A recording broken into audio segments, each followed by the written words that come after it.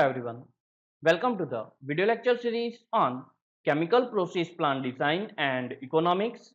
Myself Jaimin Pandya, Assistant Professor in Chemical Engineering Department of LJIET Institute of Engineering and Technology. So let's continue with the chapter depreciation. So in this lecture, we'll talk about the various methods for calculation of depreciation, or can say that various methods for determining the depreciation. So there are various methods for determining of depreciation, but we will discuss these four methods such as a straight line method, decline balance method, sum of year digit method, and sinking fund method. So what is meaning of depreciation? Depreciation, which means calculation of amount of property which reduce with change in time. So it's known as the depreciation. In previous lecture talk about the various types of depreciation such as the physical depreciation and functional depreciation. In this lecture we'll talk about the various method which used for determining the depreciation such as a straight line method, decline balance method, sum of year digit method and sinking fund method. In straight line method there is a fixed amount of depreciation per year is deduct from the original cost, where in decline balance method fixed amount of percentage of any product is deduct from original value per year, whereas in sum of year digit method we'll do the summation of all year and deduct the depreciation from original cost, where in shrinking fund method we are going to add interest per year on depreciation and deduct it from the original value. So let's talk detail in about the straight line method. Straight line basis is method of calculating depreciation, the process of expensing assets over a longer period of the time than whenever it was purchased. It is calculating by dividing difference between assets cost and its expected salvage value by the number of years is expected to be used.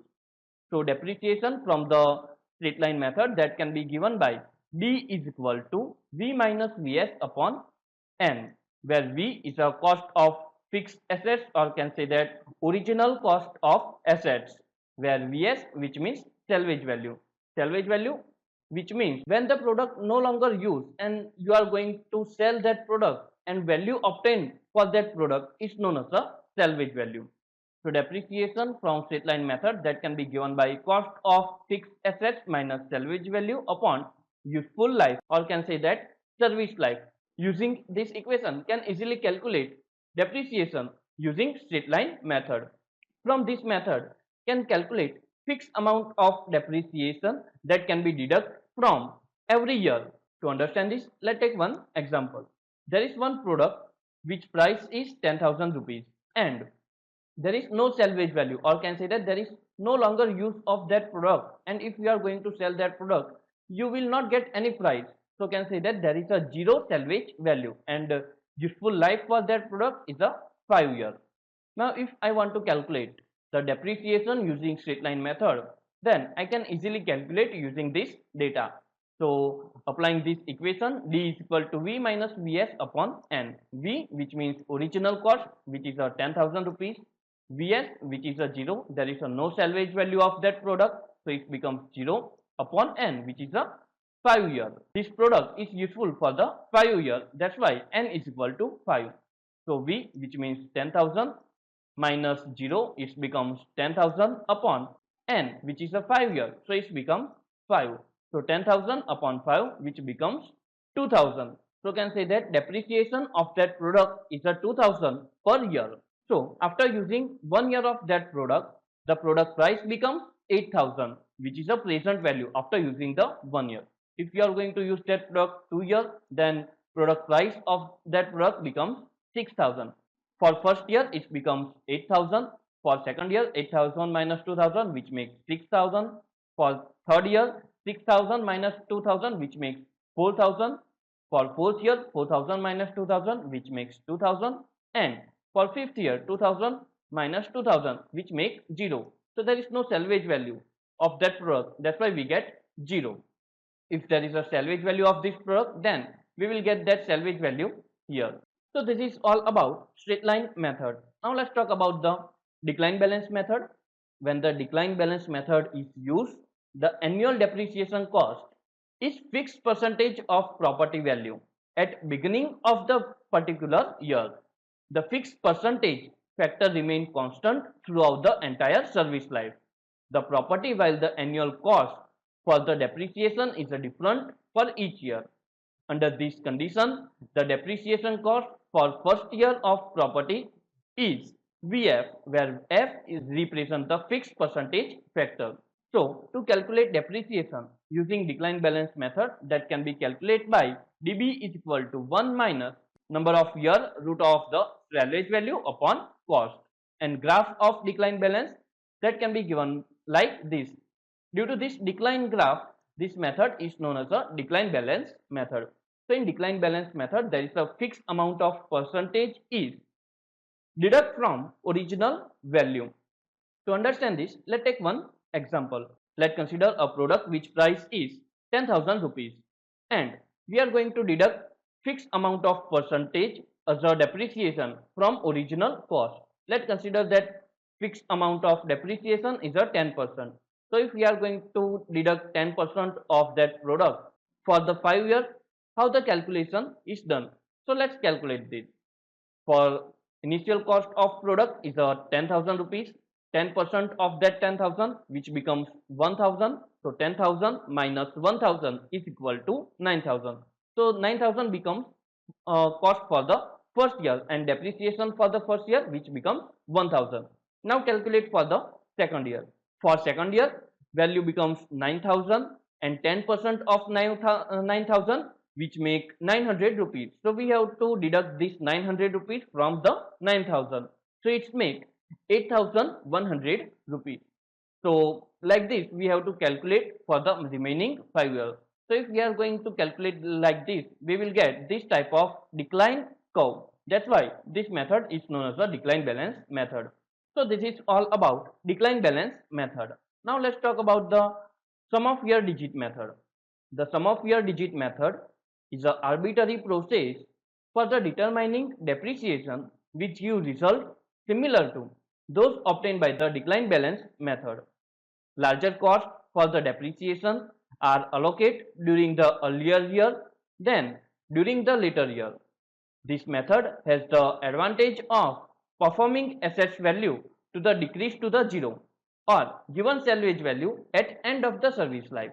In application of sum of year digit method, the annual depreciation is based on number of service life remaining and sum of the arithmetic series of number from 1 to n, where n represent total service life. The yearly depreciation factor is a number of useful service life remaining divided by the sum of arithmetic series. This factor times the total depreciation value at the start of service life gives the annual depreciation.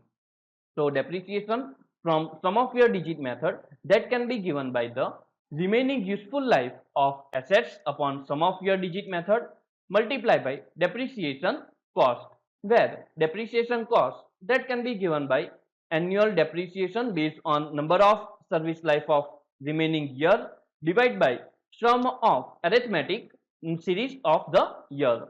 So this is all about the sum of year digit method. Now let's talk about sinking fund method. The use of compound interest is an involved sinking fund method. It is assumed that basic purpose of depreciation allowance is to accumulate the sufficient fund to provide the recovery of original capital investment in property. Ordinary annual plan is set up wherein constant amount of money should be theoretically be set aside each year. End of the service life, the sum of all the deposit plus accrued interest must be equal to the total amount of depreciation. So that can be given by P is equal to A upon 1 plus R into T into N minus 1 upon R upon R, where R is a interest. So from sinking fund method, this A that can be calculated by P multiplied by A plus R upon N whole raised to T multiplied by N minus 1 upon R upon N.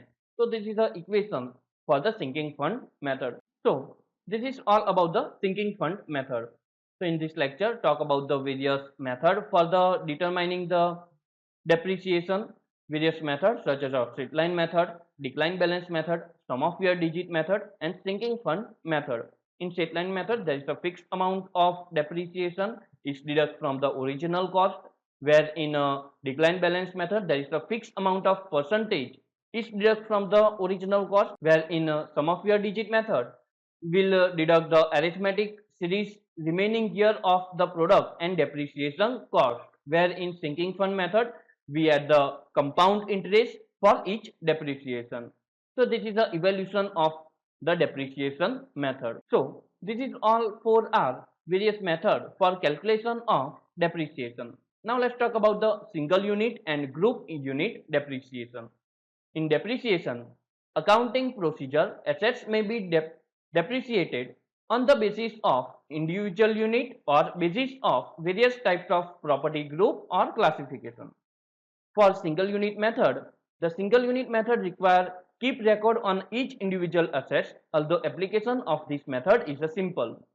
The larger number of detailed record required to make the accounting expenses very high, where in composite method, to simplify the accounting procedure, many concerns combine their various assets in group for the depreciation purpose. A composite account includes all depreciable assets in one single group, and overall depreciation rate is applied to the entire account. With this method, the composite depreciation rate must be predetermined when the important change occurs in a relative distribution of the service life or the individual assets. So in single unit method, we are applying depreciation in single unit. To understand this, let's consider there is a one chemical plant, and if you want to calculate depreciation for chemical plant, so in single unit method you have to calculate depreciation for the each equipment. For example, there is various equipment used in their chemical plant such as a reactor, distillation column. So you have to calculate depreciation for the distillation column, you have to calculate depreciation for the reactor. So you have to calculate depreciation for each equipment in single unit method, where in composite method we are going to calculate depreciation in group wise. For example, let's take group of separating unit, let's take group of mechanical unit, and let's take group of wastewater treatment unit.